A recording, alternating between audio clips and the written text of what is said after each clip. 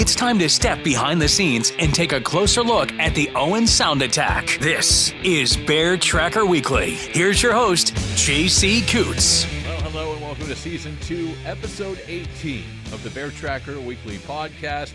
We have a full episode this week. It was a busy weekend with 2 games at the Bayshore. It was also Mom's weekend at the Bayshore, and we had a special guest come and join us in the media room on Saturday before the game. But before we get into all that and talk about who's on the show this week, I do want to take a moment to acknowledge that there was some sadness in the media room today. That's because yesterday, just as we were leaving the Bayshore last night, we learned of the passing of Gerry Martell, the long time. I believe he's been with the Owen Sound Attack for over 10 years. Most recently, his role was the online statistician, and Gerry, unfortunately, suffered a tragic event while on vacation in the Bahamas and passed away on Saturday. It definitely did cast a bit of a dark shadow over the media room today. There were some tears in the media room. Gerry, and I will say I didn't know him that well, but I have spoken to him a few times over the past couple of years in the media room. He just had this larger-than-life personality, and he was so likable that it was hard not to like him.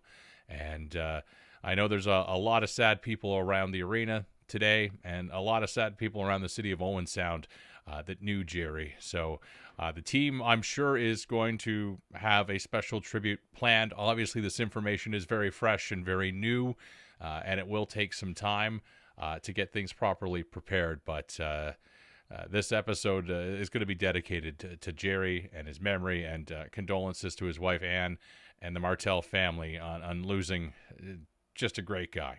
And with that said, we'll get ready for this episode. We've got a full dance card today as a result of Mother's Weekend being held this weekend. We have a few moms and their sons join us together for interviews. So Blake Munnings and his mom, Melissa, will join us. Also Jake Crawford and his mom, Andrea, plus her son doesn't currently play for the Attack anymore, but it was great to see Kim Burroughs at the rink on the weekend, one of the original organizers of the Mom's Weekend event. So she also jumped in on the interview with Andrea and Jake. That's coming up. We've also got a one-on-one interview with Cole Zurawski, talk about the Top Prospects game and his experience being part of that event. Brandon Shaw, the assistant coach, is going to be here. And as mentioned, we did have a special guest that joined us on Saturday, our good friend Adrien Mousseau. Moose on the Loose was on the loose in Owen Sound this weekend. He was gracious enough to come and join us up in the booth for the game, jumped on the Rogers TV broadcast in the first intermission with Mark McKelvey, and he sat down with us for the Media Room Roundtable, just as he did all last season. So great to have Adrien back for a visit, and he will be part of the Media Room Roundtable coming up later on in the episode. But first, let's start with Blake Munnings and his mom, Melissa. This is our conversation from the Bayshore after the game on Sunday afternoon.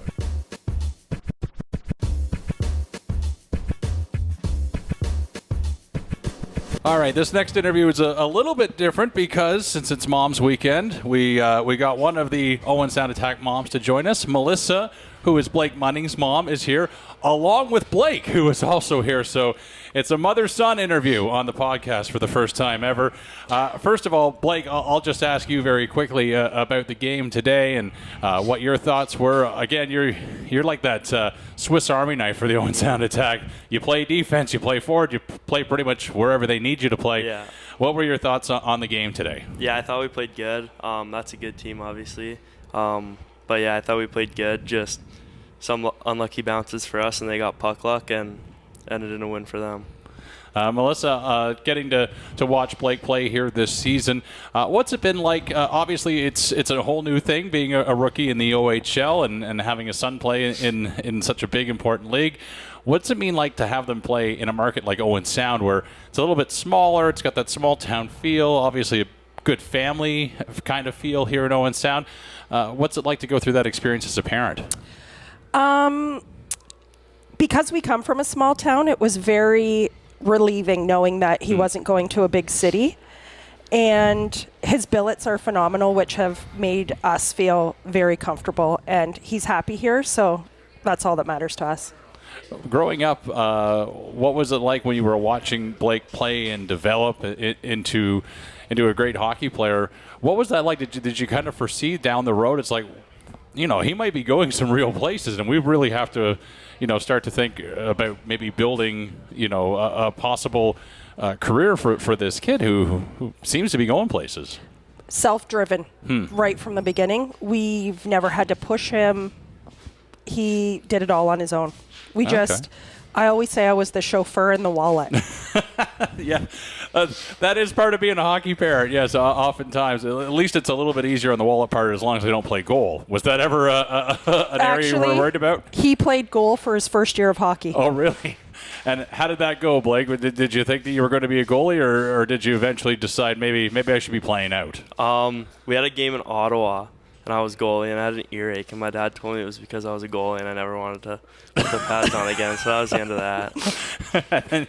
and then you moved out and got a set of forward skates. Yeah. Well, I guess defense skates, although they are the same skate. But I want to ask about that this season, too, because obviously you come in as a defenseman, and you've been shifted around and given new opportunities and asked to do a lot more, probably outside of maybe your comfort level, but it really shows, I think, that you have a lot of different aspects to your game that translate really, really well. How's that learning experience been for you this season, having to play at both positions? Yeah, I think it's good. Helps my defensive game, I think, in a way, just with breakouts and stuff. Sometimes receiving pass as a winger, I don't like the rims because the defenseman's coming down on you. So just learning stuff from both ends is nice to add to my game when I'm back on D. I think it was one of your first shifts, if not the first shift as a forward, that you actually scored a goal. Yeah. What was that like for you? I thought it was super easy, but that didn't last very long. Yeah. Growing up, you said a small town. Where did you guys grow up? Campbellford. Campbellford. Okay, yes. I worked in Peterborough for a while, so there are some legendary stories about Campbellford, or Camberford, if you pronounce it like a local, I think. Campbellford. Yeah, there it is. It is a different pronunciation for the locals. But growing up in a place like that, you said obviously it made the transition to Owen Sound a lot easier. How has it been for you, Blake, in now making this transition? Now you're about 3 months into your OHL career. How are you feeling? I feel good. I have really great billets, so it's been super easy. I live with Max and Dillon and Zurawski, so it's been super fun living with them, and I've really enjoyed it so far. All right, now, Mom, here's your opportunity for embarrassing stories growing up. Were there any embarrassing stories about Blake that we need to know about? Not really. Can you think of any? Never got into big trouble or anything like that at school? Just a self-driven, kind of perfect straight A student? I wouldn't say straight A. No. No, I can't think of any. Can you? No. I don't. If I did, I wouldn't say, but no, I can't think of any. How big is the family? Other brothers and sisters? He's one of 4. One of 4? Yeah. And where do you fall in the line? The third. Yeah, the third. I have Third 2 one older in. sisters and a younger brother. 2 older sisters. Now, that's got to be tough growing up with 2 older sisters. Do they give you a hard time? Sometimes, yeah. A little bit? Yeah. But otherwise, a pretty quiet household. Did you have to break up a lot of fights in that household, Melissa? More between the 2 girls, because the 2 girls are 22 months apart. Oh, and then wow. there's just under 5 years between Blake and Morgan, our middle daughter. So not so many fights between that age gap, but definitely with the girls. What was Blake's favorite show growing up? Was there a TV show that Thomas the Train. Thomas the Train. That's a great show to watch, Yeah. Blake. You still watching Thomas the No, Train, I or don't you watch it moved on a anymore. little bit from that one? Yeah, moved on from that. All right. I personally thought it was the most boringest show on the planet. Really? Well, I mean, unfortunately, some of those children's programs aren't for everybody. But, I mean, there are some worse ones that are out there. Yeah. Blake, as you look forward to the rest of this season, I think that there's a lot to be optimistic about. Obviously, coming through a tough time right now for the Attack. It's maybe hard to see through to the brighter times that are ahead, but they're obviously coming. What do you do personally to try to keep yourself motivated and keep yourself positive when things aren't going well for the team? I just love coming to the rink, and I think all the guys in the room do. So super easy to come to the rink when everyone loves each other and we want to be here. Yeah, it's a tough stretch right now, but I think we'll bounce back and we'll be good. Do you play a little bit differently when you've got a parent or a family member in the stands, or are you thinking about them when you're on the ice? And if you make a mistake, it's like, ooh, I hope mom didn't see that. No, they're always watching, even if it's at home on the TV. So just play the same. Perfect. Well, Blake, it's been a lot of fun to watch you through this rookie season and what you've brought to the table. And Melissa, thank you so much for sharing Blake with us here in Owen Sound. We really appreciate it, and we'll keep an eye on him, make sure he stays out of trouble, but I don't think that's going to be anything to worry about. Thank you. Yeah, thank you.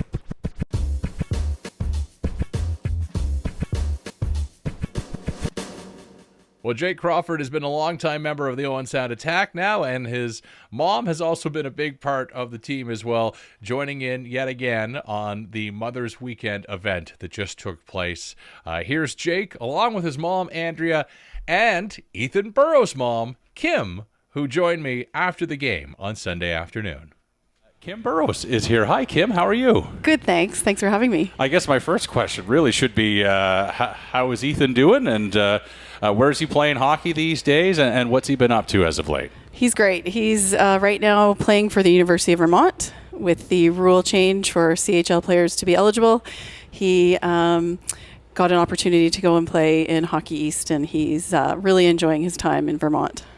And I think you were one of the original architects of the idea to have these moms weekends. So what's it like for you to see these things still going and to still be able to be here? Because obviously when you're part of the Attack family, you're a part of it forever. So what's it like to be here and see this event still going strong? I love it. I love the fact that they've kept the tradition going, and just love the fact that moms are being celebrated.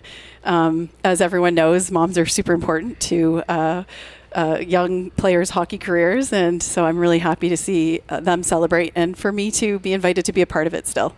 And is this kind of a passing of the torch on now to down the wire with Andrea being here? Andrea, are you kind of starting to take part of the leadership duties on this weekend? I would say that I executed plans that actually I have to shout out Helen Batowski. She planned all of this weekend. Unfortunately, they're not here, so a couple of the moms, we executed all of her plans and made it happen because we know how important it is. Give me an idea of what it's like being the mother of an OHL player. Obviously, there's a lot of highs that come with that. Obviously, from the start when they get drafted and you see them move up and get to play at a high level of hockey like this. And then there's probably some scary moments in there, too, especially when Jake's a bit of a physical player and likes to get in the mix. He's just like his mom. Yeah. Just like Andrea. Is there anything that makes you nervous now when you watch Jake play, or is that kind of gone away as he's gotten older and started to get better and bigger? I think there's always the element of, you don't want him to get hurt. I know he's always kind of in the mix, and there's always that chance, but I think he's really grown as a player, and I trust him out there. So I think it's gotten less, but there's always the nerves, I never want him to get hurt. No, of course not. What's it like, Jake, to know that your mom is here, or you've got maybe another family member that comes to watch you play? Is that something that is in the back of your head that you think about when you're on the ice going, I better not make a mistake here, or I'm going to hear about it after this one, or do you even just put that out of your mind entirely? Yeah, I mean, I think when my grandma comes to the game in Barrie, she's on the edge of her seat and hoping I'm not getting in the mix. But no, I mean, it's obviously amazing when our parents come out, and especially having this weekend like this. And I know all the guys in there really appreciate it. I'll ask both the moms this question, Kim and Andrea. Obviously, growing up, hockey is something that requires a lot of sacrifice, not just by the players who play the game, but also by the parents and the families that help to bring these kids up and make sure that they have the best opportunities. What's it like, being a hockey mom and navigating what can be some tough, difficult times as they're growing up and advancing their hockey careers? It's stressful. Over to you, girls. That's why I brought you There's here. no denying it's very stressful, and I think that parents, not just moms but dads as well, you feel everything your child feels So you have to figure out a way to get through the highs and the lows. Don't get too high, don't get too low, as they say, and just enjoy the journey. If there's one thing that I could tell any of these moms is enjoy this. Try to not think about what's happening next. Enjoy the moment, be in the moment, because it goes so fast. I can't tell you, it just goes so fast. Yeah, Andrea, what about you? Any major challenges as you navigate being a hockey parent? I think that there's just always some lessons to be learned through the highs and the lows, and you try to find those lessons, those life lessons. I think that these kids have grown up much faster than, kids that aren't in this OHL journey. So, I mean, I think that's just trying to support them through that and navigate, keeping them positive, keeping them strong, and trying to find the lesson in everything. How many in the Crawford household growing up? How many kids did he have for siblings? So he has it's Cole and Jake. He has another brother, but he has a long list of uncles that are also his father and his uncle have also been on this journey. So definitely nice to have their experiences and able to throw things off of them. Any funny stories from growing up with two boys in the house? Probably Can't too say many. that on camera. Yeah. Literally. That kind of a rough and tumble house. Oh yeah. How about the Burroughs house, Kim? I think is there two siblings for Ethan? Just one. Just one. Ryan, he's 2 years younger. And yeah, there were some great battles within our house. Also, Ryan was a great hockey player in his own right. Played double A all the way through with Halton Hills, and loved hockey. And as Andrea was saying, what they're learning through this will set them up for life, no matter where they end up. Just the incredible lessons and learning to fight through so much adversity. It's incredible. As hard as it can be, it's an incredible opportunity to grow. Yeah, I think that obviously these are major formative years, these late teenage years for these kids, and it really does matter where they get to have that hockey experience, because it's going to become not only a second home, but it's going to set them up for the rest of their lives. How happy are you that Owen Sound was part of that journey? Andrea, I'll start with you. Just having him here, and he's been here. Now he's just a familiar face to those of us in the media, but what's it been like to have him spending this amount of time in this city? I can't say enough about the Owen Sound and the Owen Sound fans. I mean, our Billet family has become our family. We could not have written down a more perfect family for him to be with. And I think the small community, everybody comes together. I mean, you come here and everyone knows your name. Everyone knows, his name. We know now, I know about their families and what they're doing. And I think that's just a comfortable, when you're leaving your 16-year-old in a town, I think that's just super helpful, and it has made it easier. And then And obviously, too, Jake, that means in a small town, if you step out of line, mom's going to hear about it pretty quick, right? The Hay Flames know everyone. Yeah, exactly. But yeah, Kim, obviously, Ethan's not here to answer it, but what's it meant for Ethan to spend so much time here and set him up for his hockey future? Yeah, I think he loved his time here in Owen Sound, and I can't thank the fans enough. Shout out to Greg and Jane McIver, who took him in for 5 years and just provided such a safe and wonderful place to be. There's something special about the Attack fans. They are loyal. They care so much about the players. That's why they care about how the season's going. And I just think that it's a special place. I feel that Ethan was given so much opportunity here. He would say it was the best 5 years of his life, and I think even today he would still say the same thing. So he was very grateful for every experience that he had in the OHL, and especially here in Owen Sound. We definitely hope to see him back here again soon for a visit. Jake, I'm going to ask you one hockey-related question. Yep. Just because, your line was a little quiet today, but looked fantastic last night. Just tell me how great it was to have you and Mason Ray and Harry Nancy back together.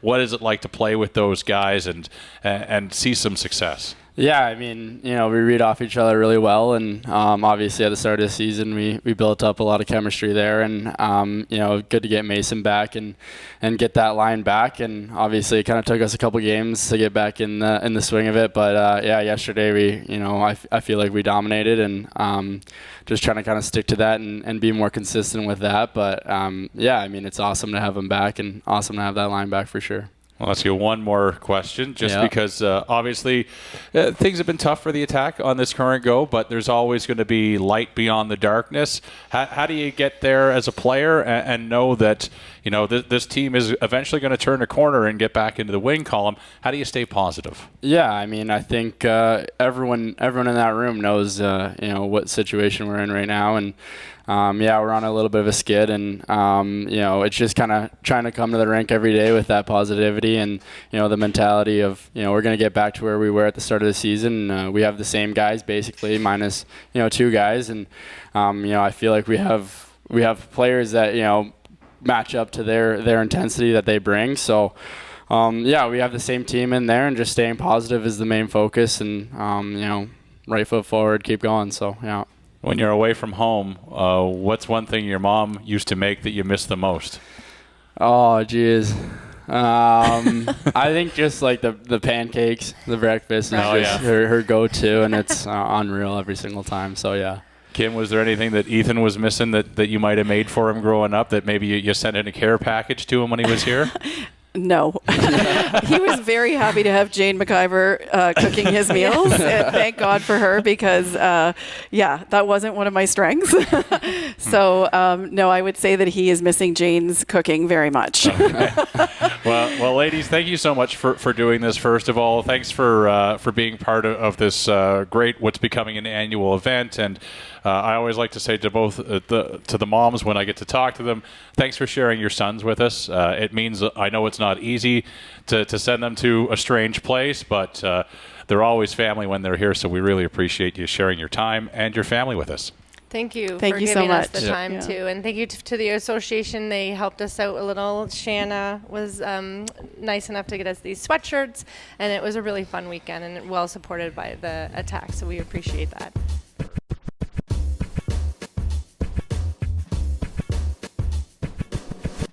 Cole Zurawski continues to be a big part of the Owen Sound Attack's offense, and this past week saw his name move a little bit further up the NHL Central Scouting rankings for the mid-season.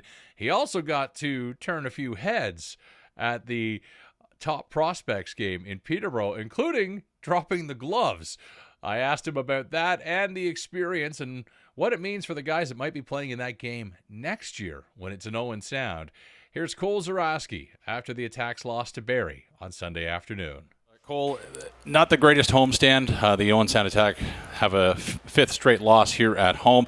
Obviously, it's been a tough go, but how's the team getting through this? How are they handling a situation like this? It's never good to lose, but there are some opportunities to build and learn, and just wondering how you and your teammates are going through this currently.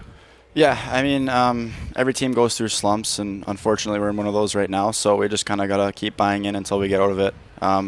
Everyone's got to play their role, play to their ability, and I think we'll get out of it eventually. Hopefully next game we can go into Kitchener and beat them at their home rink. So, yeah, I mean, it's kind of just, putting in the work on and off the ice, and we're going to get out of it. Obviously, there's a lot of positives that might get overlooked when you're going through some tough times, but I think that the goaltending has been there. Both Bennett and Kaprowski have played well. The power play is looking much better and has had some success throughout the weekend this weekend. Just wondering some of the positives that you're seeing on the ice, some of the development maybe with the lines and the chemistry and things like that. Yeah, I mean, like you said, there's always lots of positives. Unfortunately, they get overlooked when you're on a 5-game losing streak. But, yeah, I know there's a lot of positives. Like you said, the power play is kind of coming together. We're gelling a little bit. Our goaltending's been unbelievable. I think in our D zone, we just got to play a little bit better in front of them. And like you said, we're going to start to win, and there's a lot of positives, but we got to overcome the negatives and, just keep going, and we're gonna come out of this slump eventually. It's been a pretty exciting week for you and for your teammate Pierce Bowie being part of the top prospects game in Peterborough this past week. also it's also moved you up and I think got you on the radar of a few more NHL teams and a few more scouts as well, watching your play this season and being part of an event like that. What was it like for you to play in that event, and kind of what did you take away from the experience? Yeah, I mean, it was super cool, playing against a lot of those guys, and then you go into Peterborough and you're playing with them. It's a new challenge, you got to kind of gel quick, but it's an awesome challenge, and I think it was a great event. I learned a lot from it. I had so much fun. It was awesome to go through it with a teammate, Pierce, obviously. Just kind of move forward from that event. It's kind of in the past. Take what I learned and bring it here. And I'm focused on Owen Sound right now, so yeah. One of the highlights for you in that game might have been the fight, which, I mean, you don't often see something like that in an event like that, but it really does show another dimension of your game. I think we know very well that you've got an outstanding wrist shot and a great nose for the net, but maybe some teams don't realize that you're a little bit tougher. Was that just a thing where you grabbed the local guy from Peterborough and said, hey, let's give him a show, or was that maybe a little bit of carryover from when Peterborough was here a couple weeks ago? No, I think one of the former Peterborough Petes, Colin Fitzgerald, knows their team obviously pretty well. He said that Levac, obviously the guy that I fought would fight me. So I kind of asked him in the second period. I wanted to keep the momentum on our side. He said, ask me in the third and we'll go. So kind of just had that mindset going into the third. Kind of keep the momentum for our team, get the boys going. We were up 3-2 and Levac got on the ice and I was there. So yeah, I mean it was awesome. It was a great time. Obviously, fights are always fun. Unfortunately, they're not fun when you lose. But yeah. I think it was a pretty good fight. And it's also awesome. When you're fighting, there's 4,000 people in the crowd. They're all centered on you. So that was kind of the whole point of that, was to bring attention to myself and even Levac. He said it was good for us both. So yeah. Obviously, that event is coming here next season, and Max DeLille, I think, no doubt, is going to be probably one of the showcase players in next year's event. Has he asked about it? It's like, hey, what was that like? Because I might be in it next year. Yeah, I mean, lots of questions, obviously. Just answer them to the best of my ability. Obviously, I don't know all the answers, but I think it's a pretty exciting event to look forward to, especially when it's at your home rink. It's going to be amazing for him. It's a great event. There's lots to learn, so I'm excited for him, and I live with him, so we're always talking about hockey and about the events. So yeah, I'm excited for him. All right, well, best of luck to you and your teammates. Obviously, another big week coming up. You get a full week of practice, and then you're off to Kitchener on Friday night. So looking forward to seeing you and the boys get back out there and hopefully get things going in the right way. Yeah, hopefully we can get in the W column.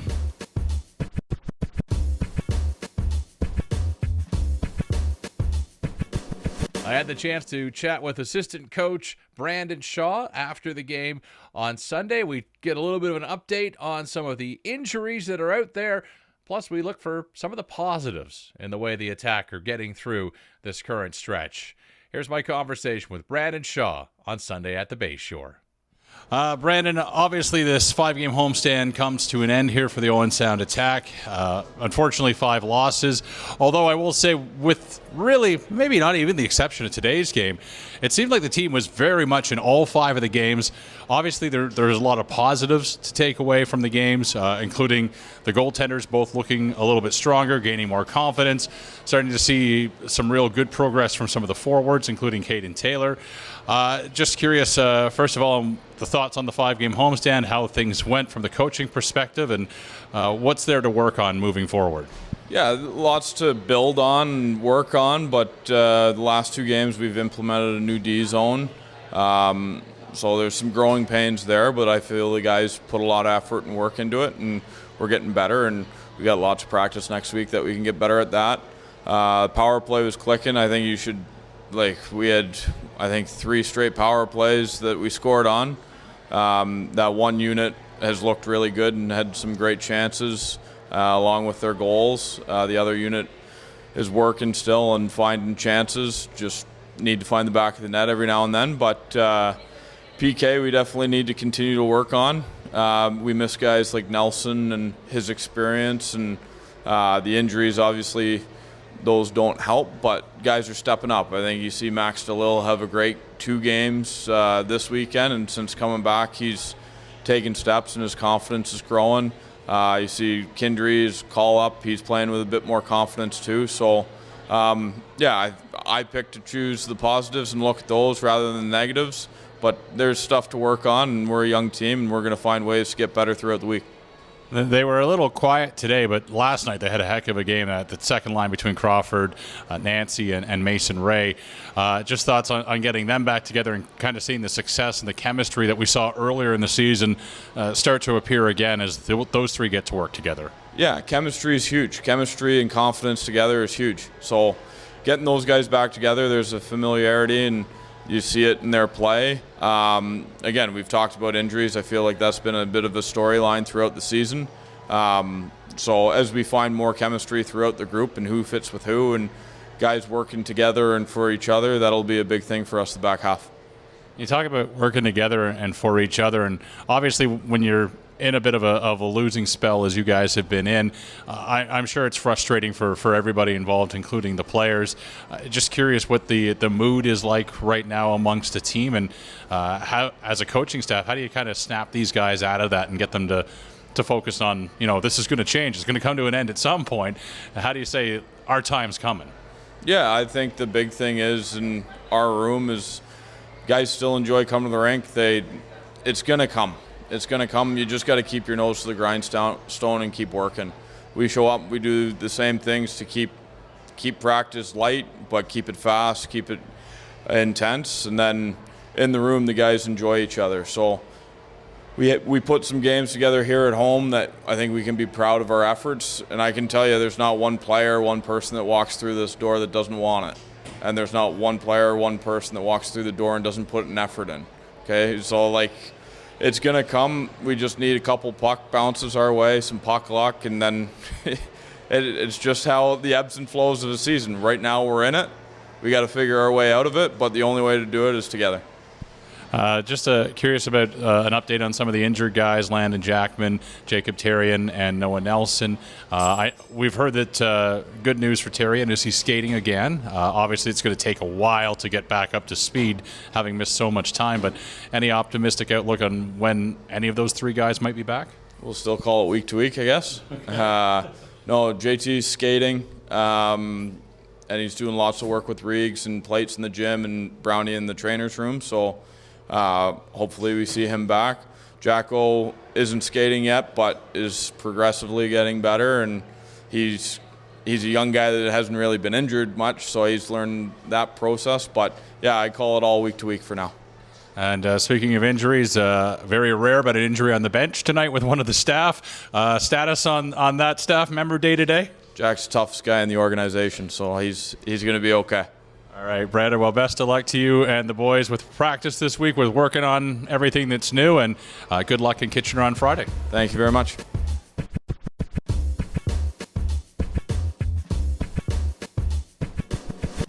Well, the Media Room Roundtable got together on Saturday. Yes, when the Attack play 2 games, we normally don't meet until the second game. But with a special guest, Adrien Mousseau, in town, we decided to all sit down together, and we are all together. Matt Hermes, Greg Cowan, Mark McKelvey, Adrien Mousseau, Spencer Byers, and myself. This is the 6-headed monster that is this week's Media Room Roundtable. We have a special guest that is rejoining the media room for one day only. His ship came into Owen Sound Port here, and he's off the ship and at the Bayshore.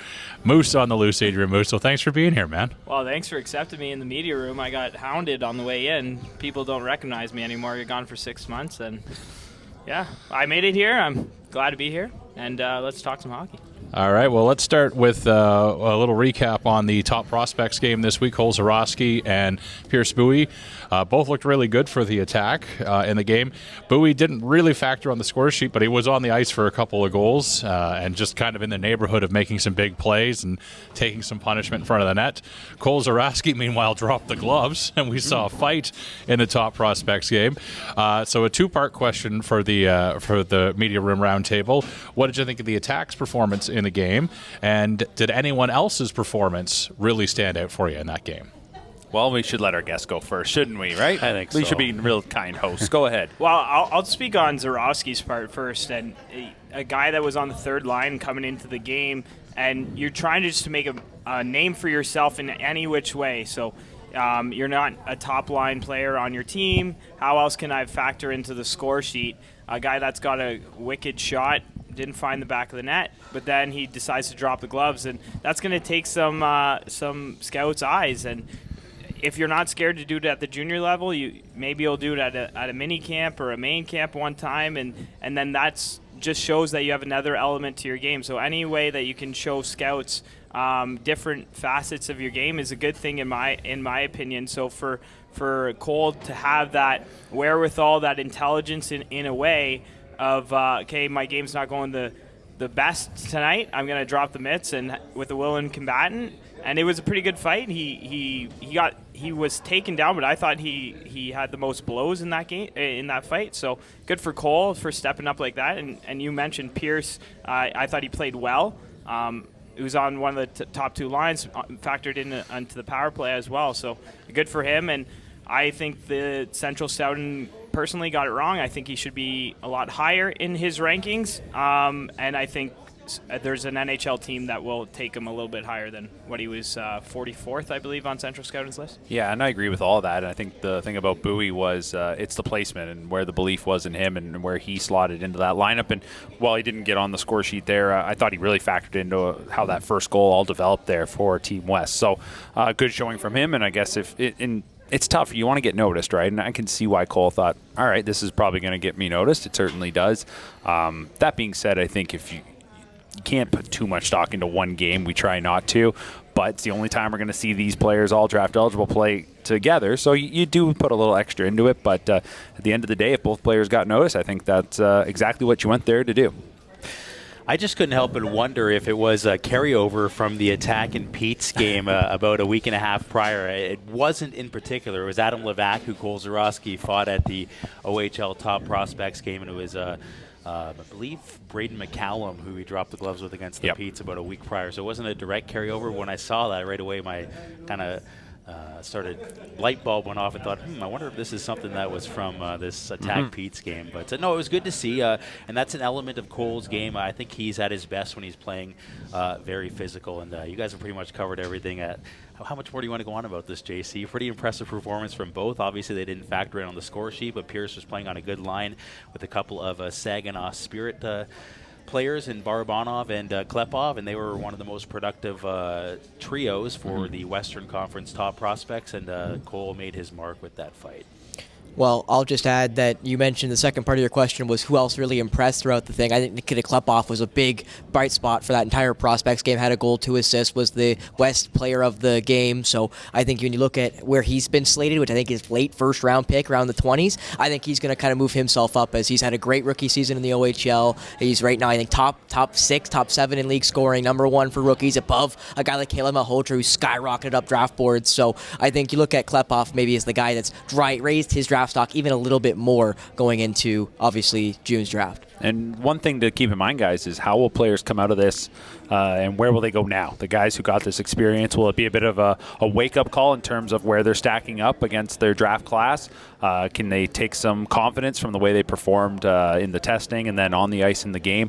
Last night I was at the game in Guelph, and Ryland Singh, the Storm defender, at times you watch him and you see so much potential. Other times you watch him and go, nah, he just doesn't have it. So he played really well in that Top Prospects game, got some recognition, and I think last night up against a pretty good Sioux Greyhounds team, he was just buzzing all over the ice. So I wonder if that's a guy who got a good confidence boost from how he performed at that Top Prospects game. Yeah, I'll just add another Guelph Storm guy. I thought Lane Gallagher looked good, which is funny because Elite Prospects the next day put out everyone's game score, and I think he was dead last. So I guess my eyeball test is not very good. I want to know more about this game. Yeah, I want to know more about this game score because what are we reading into that? The guy tied, what did he get, the go-ahead goal? Or what was it? I've got all the goals mixed up now. But he had an important moment in the game, right?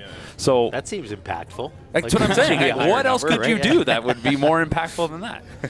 Well, of course, we've got the game here next year, so I know we're all excited about that and the opportunity to host this game for the third year of its existence. So obviously for you Attack fans that are listening, I'm sure more announcements will be made about ticketing and everything as we get closer to it. But Attack staff were actually in Peterborough this week already working on doing their homework and making sure that everything is ready for next year for this event to go smoothly. I'll ask about, we got Central Scouting was out this week, and there are a few more Attack names who have now popped up on the list.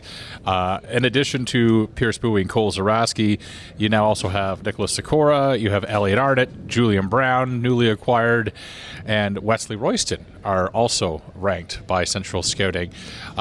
Just looking at, the makeup of where the team is at right now, and knowing that could be 6 more NHL drafted players on your roster next season. What does it mean for those players now and the development that we've seen here so far this season? And also, what does it potentially mean for next year's team with these guys? Who wants to take that one first? Yeah, well, I'll start with next year's team is a big mystery for any OHL team in the new landscape. So I'll start with just with that right there. I'm not saying anything specifically about all those players and what their future may hold with the Attack, but certainly it's a good nod to those individual players for putting their best skates forward in their draft eligible season. I know Attack GM Dale DeGray was pretty vocal when he made the trade with the Erie Otters on Halloween to acquire Wesley Royston for Michael Deck. He had a sense that Wesley was a guy who was going to get on the radar of NHL scouts because of what he is, his frame, his size, and the way he plays the game with that physical edge. And we know that scouts, typically like that sort of thing. They like to see a big frame and something they can. You can't teach size, but you can teach other things, I think is the old saying, right? Yep. Something along those lines. But so that doesn't surprise me at all that Wesley's name popped up. And, we don't know much about Julian Brown yet, at least I don't. Certainly he's another guy that fits that same profile, big size guy who can play the blue line well. And same thing for Elliot Arnott. Not as big as the 2 previously mentioned one, but a big kind of a bigger body on the blue line. So I think that's something that's in common there beyond Cole and Pierce. There's a lot of size among those other players that were listed for the Attack. When I look at Wesley Royston in particular, I kind of think of that Caleb Lawrence when he was selected, one of the last picks in the 7th round, just because of his pure size and the fact that he was willing to drop the gloves every once in a while, and he's impactful in front of the net. So do I think that all the guys that were named on the Central Scouting are going to get drafted? I'm going to be honest, no, I don't think that they're all going to get drafted. There's 300, 400 guys on that list, being European and North American goalies. They're all on that list, all separated differently, and there's only 224 guys that get drafted. So I don't think that they're all going to get drafted. However, when I look at Royston, Matt mentioned his size, and people like to take flyers on guys like that. It takes a little bit longer for them to develop their game and come into the right player that they're going to be, and maybe that's just the case with Wesley Royston. I would love to have been in the room for some of those debates between the Central Scouting crew in terms of where they were going to rank players, and there was a video that came out of their debate between Chase Reed and Caleb Malholtra. I want to know what they're saying about Pierce Bowie. To have him where they do in the 40s, not sure what else he could really do. What is their knock? I'd actually just like to know, and I can probably guess what some of it is, but I would love to know exactly. If that's the only thing, it's 2026, guys. It's not the only thing that's going to hold it. That's not going to hold him back. And as well, I think it was Craig Button at TSN had his own list come out, and he's got him, 26, something like that? Yeah, so 24, 26. And he had him in the 20s, I believe, in his last rankings as well. So I would love to know what the conversation, and we're in the media scouts room. We could probably do some digging to find out what others are saying about Pierce Bowie, but I'd imagine he's a bit of a polarizing player in terms of those debates and some of those war rooms. Like, he won Rookie of the Year last year. He's in the top 10 of scoring this year in his second year. Like, Mark, I'm with you. I don't know what else he can do. Yeah, he's 5'10", 150, but Cole Caulfield was 5'10", 150 his whole life too, and look what he's doing for, they play against guys those size their entire lives. So somebody's got to get, if it's late in the second round or late in the first or early in the second, somebody's going to get a player in Pierce Bowie. I mean, you mentioned Cole Caulfield. I loved Caulfield coming out of Wisconsin, and he fell into the lap of the Montreal Canadiens because I think he was listed 5'8" going into his draft. He was a petite guy with an absolute rocket of a shot, probably the best in his draft class before he was picked. I believe he was 16th overall by the Canadiens. 15th, So 72 goals with the U.S. team. What teams he play for in the NHL? But I think Pierce's only knock probably has to be size, but I'm not going to speculate farther than that because, again, he's reigning Rookie of the Year. He's playing great this year. I think he's well earned a spot in at least the top 32 in the first round. Now, obviously, we'll see where he ends up falling in the NHL draft because always rankings are a bit fickle depending on who you ask and what time of year it is and, what they woke up from the wrong side of the bed that day. But, I think when I look at guys, one that hasn't been mentioned is Elliot Arnott. Matt kind of mentioned him earlier, but I think a guy like that could be a really good depth 5th, 6th, 7th round pick because he is such a shutdown guy. I think there's offensive potential there that maybe could be untapped, at least in my opinion. And if he can even improve that offense a little bit with how good he is in his own zone, he could be a very good depth defenseman for any NHL or AHL club. I'm like the Zamboni. I come out at the end of the period. All the good points have been made. I'll just clean up the scraps. I'll just mention Lucien Burnett, I believe, was 34th on the European side. He's expected to be in Owen Sound next year, so another guy that could potentially get drafted that could be wearing Owen Sound Attack. What about Albert next year. You don't want to mention Jet Quaja as well? Yeah, he was in like the deep 100s, wasn't he? So I don't know if that's. I'm just talking about guys that could potentially get. I mean, he could get drafted. It's anyone's guess. But Albert Smith, I don't expect him to be here. He's already getting rich playing hockey against men in Europe. So I don't think he'd come over here to eat Montana's. No offense, Montana's. Is Montana's a sponsor? No. Okay. Well, they won't be now. All right, gentlemen. Last question, and I appreciate Matt might have to leave because we're super tight on time. So, Matt, I'll let you answer first. But there was some obviously mixed reaction after last week now that the deadline is done and passed. And, Mark, I know you were happy that you kind of missed that crazy circus. But now that it's all done, we can actually focus up on finishing the season, and playoffs are likely going to be happening for Owen Sound. So I think there is still a lot to look up to and be optimistic about, especially with guys getting healthy. So what are you most optimistic about for the Attack as we head into this final leg of the season? What am I most optimistic about? That is an interesting question. Yeah. Mm-hmm. Wow. Okay, I got to think about that. I don't know what am I hopeful for? Like what do you think is going to happen? What positive for the Attack? Okay. Well, I think that the fans are desperate here for a playoff win. I'll say that. Like a series win, I'm not sure that I would go so far to say that at this point, and certainly I'm experiencing some recency bias. The Attack have lost 10 of 11. They've been a pretty, choppy team since mid-October. Essentially, they were 9-2 to start the season. They are 9-21 since then. So the reality is the bulk of the season they've been a team that's struggled against the rest of the league. So what do I think the fan base wants? They want playoff wins. Will that happen this season? Maybe some playoff series wins. I think that's a tough ask given where they're at after the trades that you mentioned to tee this up. So what is the optimistic take? It's a step forward. So last year, I looked at this last night actually, the Attack just to get into the postseason. That's kind of what we were all hoping for. That was the optimistic scenario, right, to make the playoffs. Everyone knew last season that the Attack were a team in transition.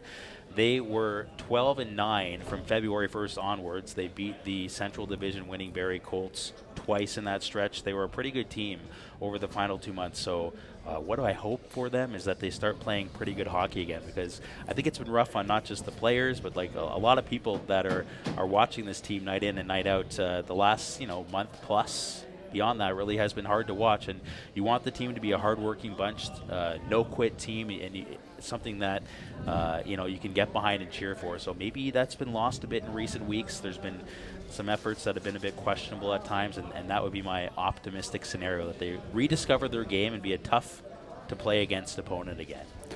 I'd be wishing for great health in this part of the season now after what they've had to deal with. But what I'm optimistic about is players continuing to take strides forward. I look at a player like Caden Taylor, and maybe it's taken a little bit, but you're seeing a little more from him, right? And you're starting to see a little more consistency. And I think that's a guy by the end of the year, all of a sudden, those numbers could jump up.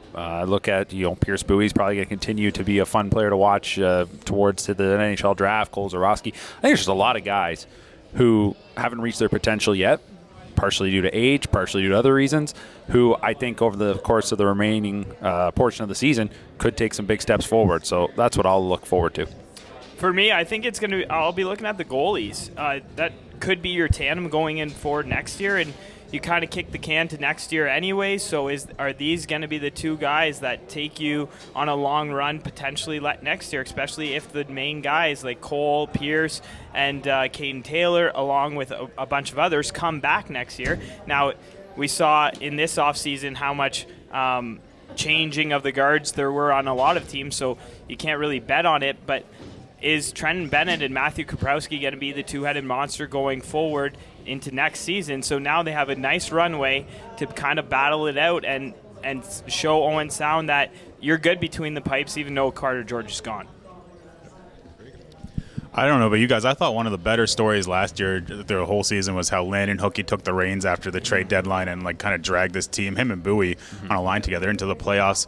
I think the second half of the season really doesn't start until after the trade deadline because there's so much flux between Christmas and the deadline, where it's a carnival sometimes. But now this is the team.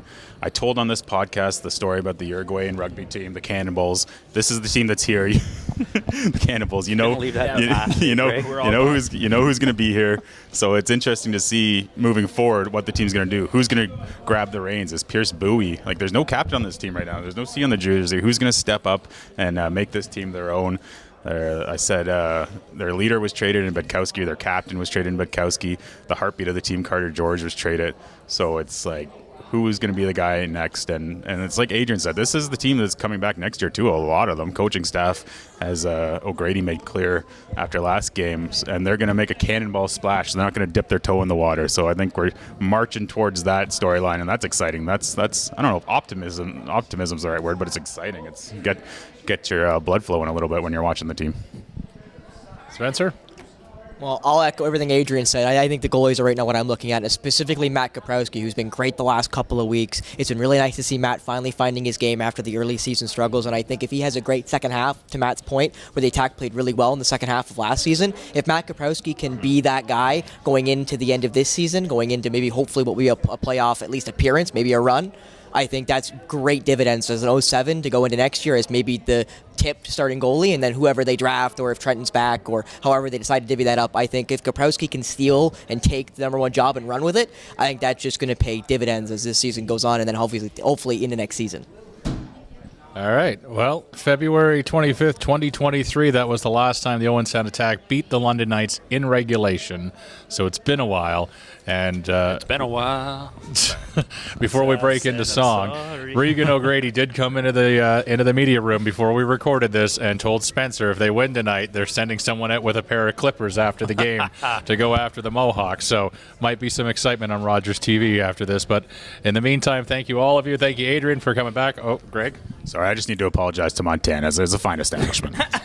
Terrific ribs. Yeah, try the ribs. I think all you can eat ribs is on Wednesdays, if I'm not mistaken.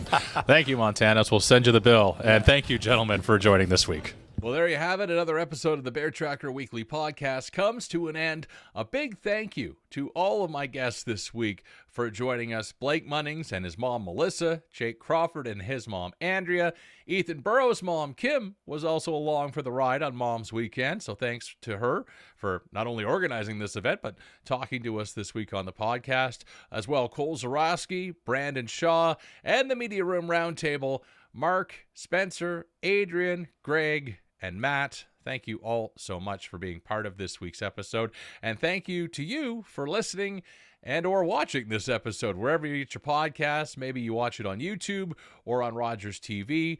We appreciate it. Wherever you watch it, if you're able to like and subscribe, that would be amazing. And thank you for a lot of support on last week's episode. Our trade deadline episode was the highest amount of views for a single episode that I've seen so far in the history of the Bear Tracker Weekly Podcast on YouTube.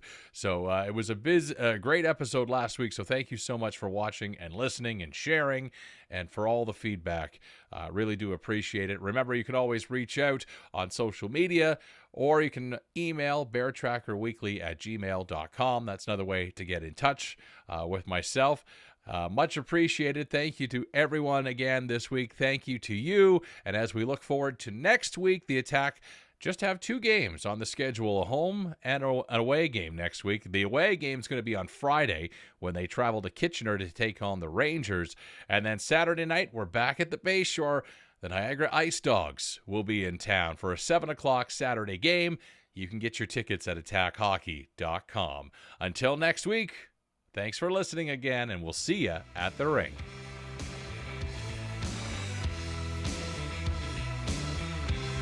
Remember to like, follow, and subscribe at Bear Tracker Pod on social media and wherever you get your podcasts.